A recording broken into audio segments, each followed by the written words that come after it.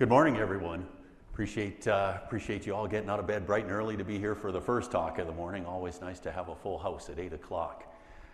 Looking forward to sharing a little bit about Liberty with you this morning. I guess I better get a clicker so we can keep going here. I'm sure you're going to see a lot of this slide this morning. I won't spend too much time on it, but know that I'm going to probably make a few forward-looking statements today, so don't read too much into those. You know we live in a volatile world, and particularly in the frac side of things.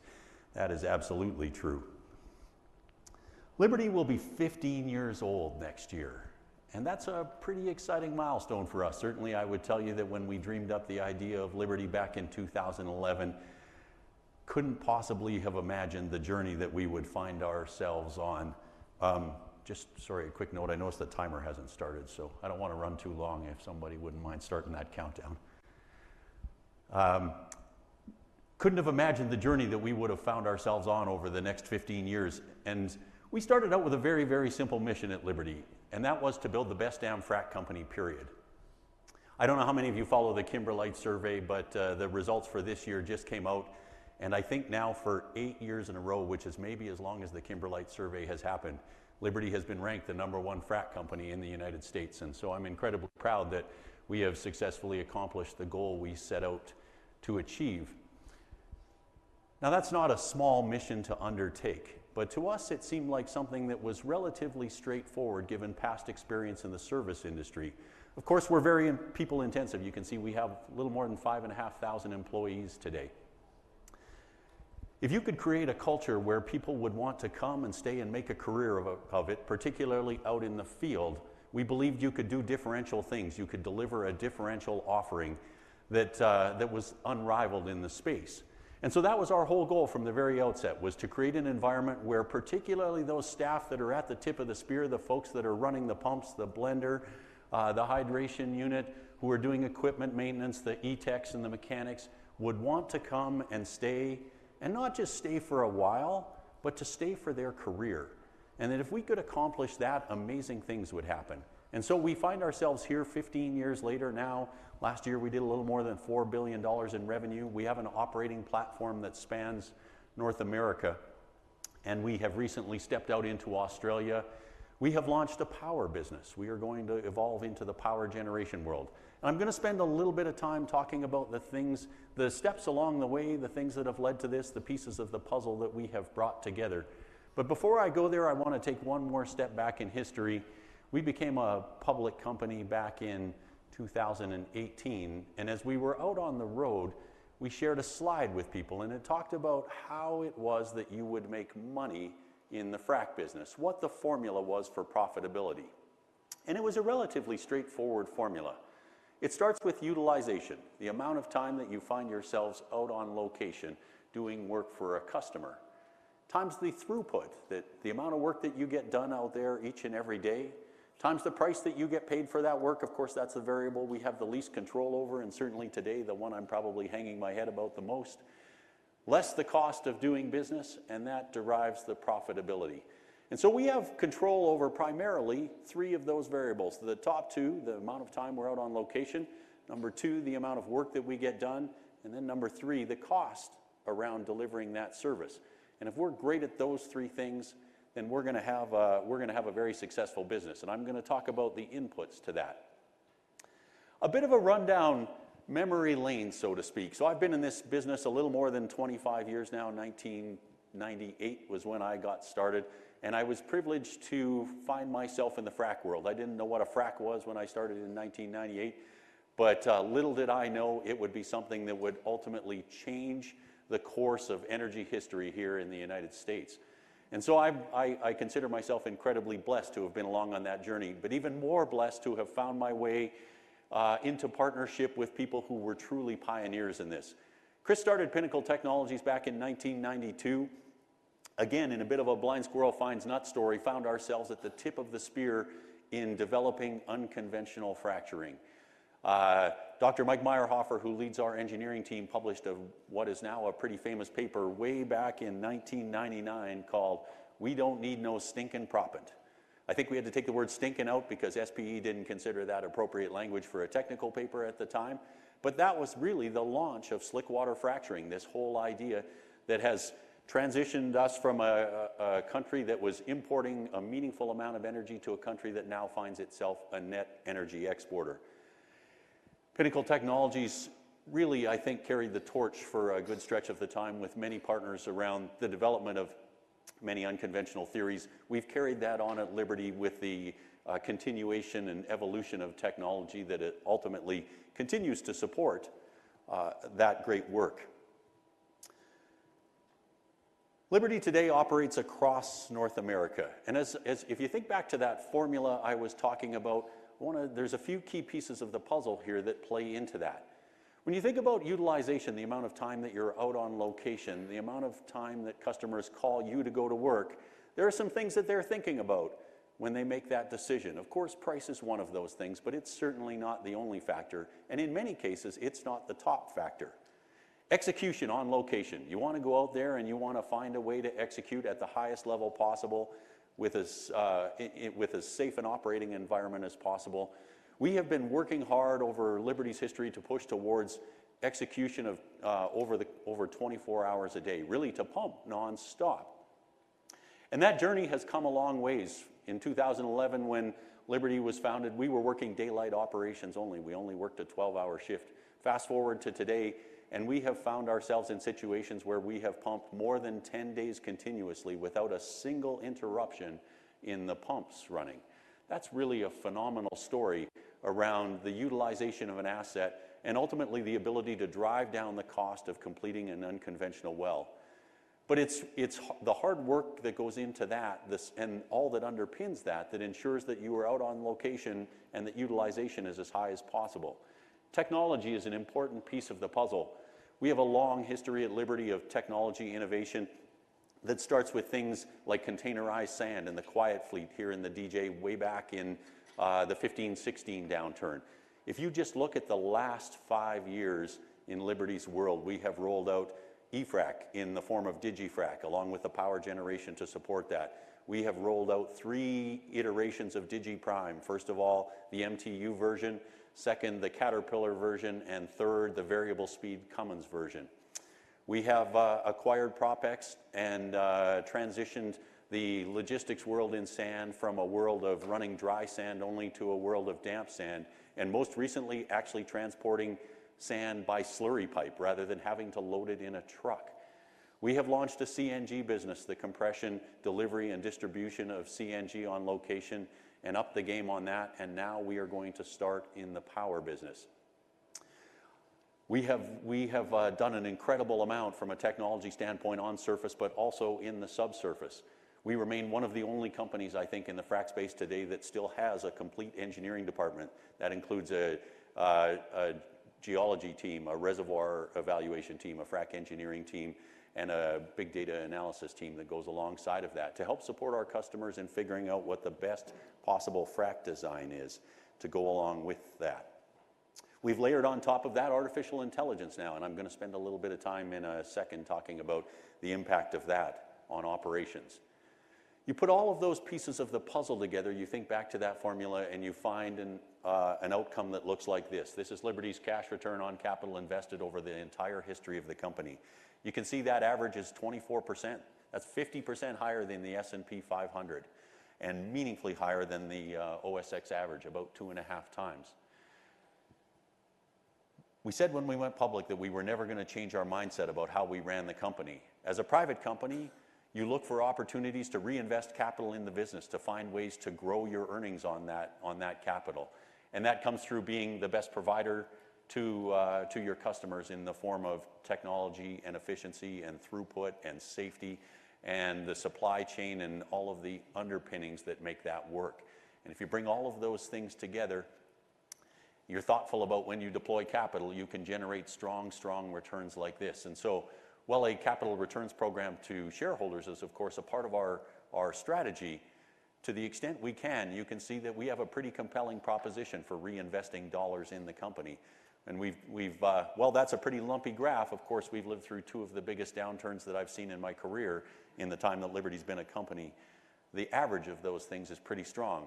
You have to be thoughtful about when you invest. I said We've been through two of the biggest downturns. We made those opportunistic downturns. In the first downturn in 15-16, I had worked at Sangel previously. They found themselves in a challenged position, having taken on some debt at exactly the wrong time, literally 4 months before the rug got yanked out from underneath of us. Ultimately, that allowed us to acquire the U.S. assets of Sangel. In 2019, Schlumberger approached us and asked if we would be willing to acquire their onshore North American frac business. And of course, COVID came just 2 months after we had that first conversation, but ultimately we were able to close that deal, announced it in August of 2020, closed it at the end of that year. Again, a transformative transaction done for us in the depths of the market that allowed Liberty to take a massive step forward post that. We have grown to be a pretty meaningful portfolio now, if you think about our organization and all that we offer across the platform. We set out to be the best damn frac company. I think now the term probably better, best damn energy company, would be a more appropriate descriptor of the company. And there's been some reasons for that. Well, we have worked hard to stray not too far from the frac vertical. We have wanted to make sure that A, we have control over the critical inputs that help us be successful out on location, and B, the opportunity to wrap our arms around additional wallet share as we think about doing that work. It's when we go into a market like we're in today, and of course the market is what the market is, and we recognize that pricing is on a bit of a trend downwards, it's helpful to be able to have a conversation around how we can make that opportunity a win-win. Okay, we understand that we maybe have to cede some price, but are there some other opportunities Liberty could bring to the table? Could we be the supplier of sand, the supplier of chemical? Could we bring natural gas to location? Could we look after your logistics program? Having a platform like this enables us to have that conversation, and while in an environment like we're in today, possibly have to give some price, ideally to find ourselves with something in exchange for that. A little bit bigger share of the wallet that enables us to retain some of those margin dollars.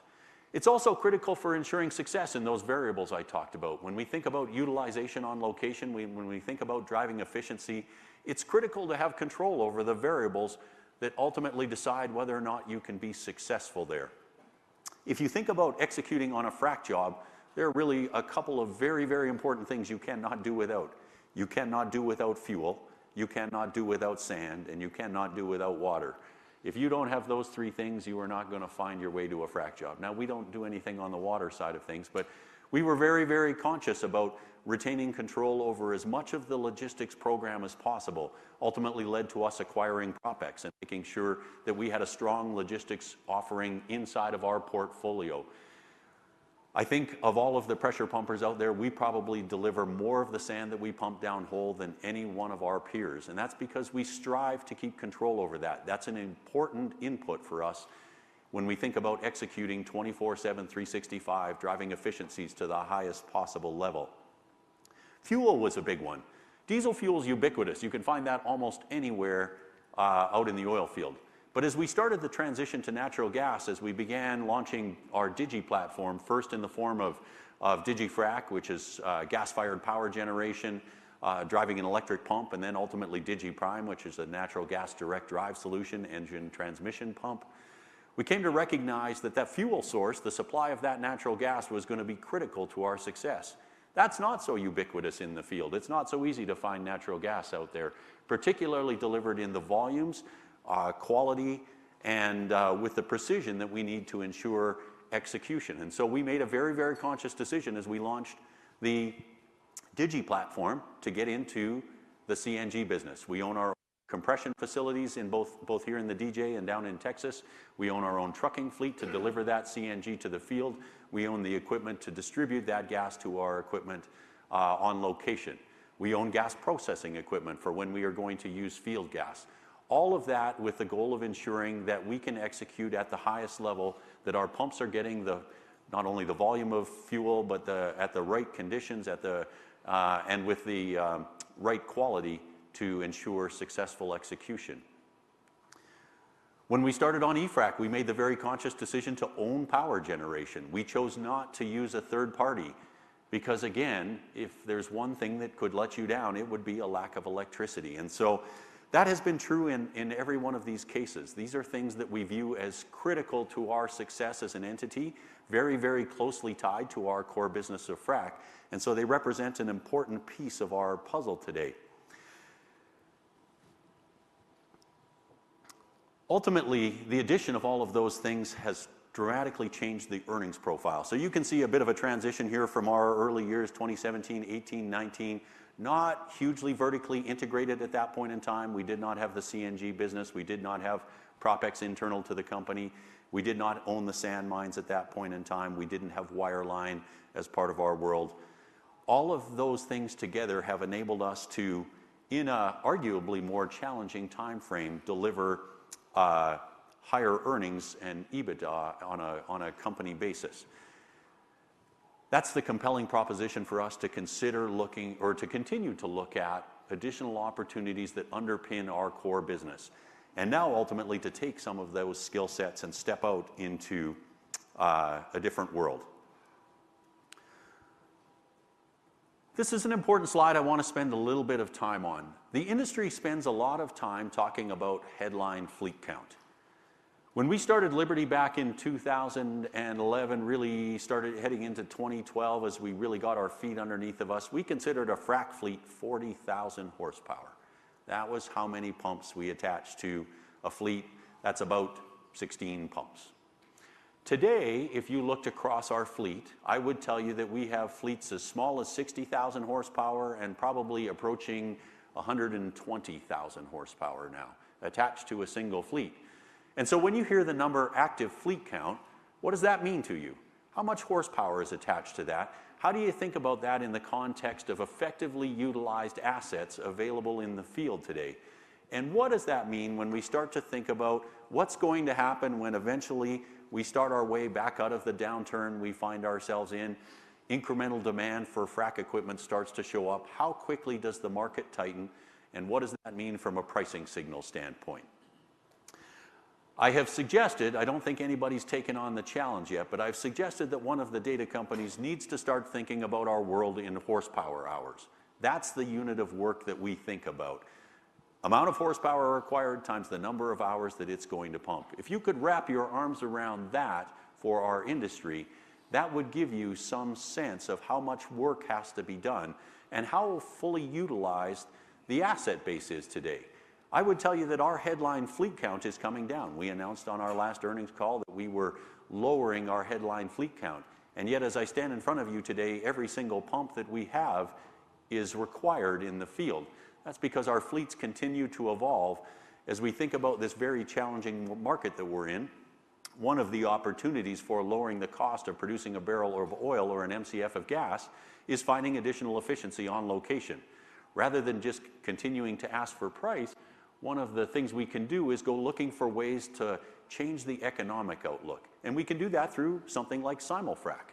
Now, simul-frac has dramatically moved efficiency on location. It's dramatically moved the number of lateral feet that's getting done, but it changes the amount of horsepower that is required.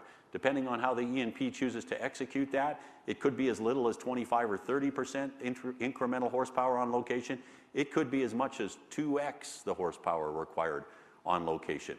We are doing more simul-frac work this year than we have ever done in our history, and my expectation is that will continue to climb. Simul-frac will never be ubiquitous in the industry. There are places where it simply won't work given logistics constraints around water availability, size of the pad, limiting amount of horsepower we could get, whether or not we can get that much sand there on a daily basis. Things like that will mean that simul-frac doesn't exist everywhere, but it can happen on a lot more pads than it's happening on today. And so as we think about what that means for utilization of assets, it's critical to think about, first of all, on one side, the demand and what that picture looks like, not measured in fleet count, but measured in horsepower required to go. And then in partnership with that, what's happening to the asset base in times like this when we're a little bit more challenged as an industry? We use an average 10% attrition rate across the board for the fleet. I would argue that in times like this, when economics get more challenged, one of the ways you can lower fleet operating costs is through cannibalization of equipment that's on the fence. Once that equipment's lost its transmission or its power end or something like that, it is never coming back. And so I would argue that attrition probably climbs to something closer to 15% in that sort of environment. And so we see a fair bit more horsepower disappear out the back, that older Tier 2 diesel stuff, than is certainly coming in the front. We launched LPI. I talked a little bit about the gas side of things. That's been an important piece of the puzzle for us, is having control over CNG. But ultimately, it means a lot more than that. It offers the opportunity to our end-use customers to provide not only the fuel, but also the management of that, and then long-term power management. LPI is growing to be our power platform. That's where we're going to house generation outside of the megawatts that we use just to run our frac fleets. We've ordered our first 400 megawatts of power generation. We've talked about that. And as we work to put that together in the field, there's a pretty compelling commercial proposition that comes along with that. The question always is, once the grid gets there, aren't you done?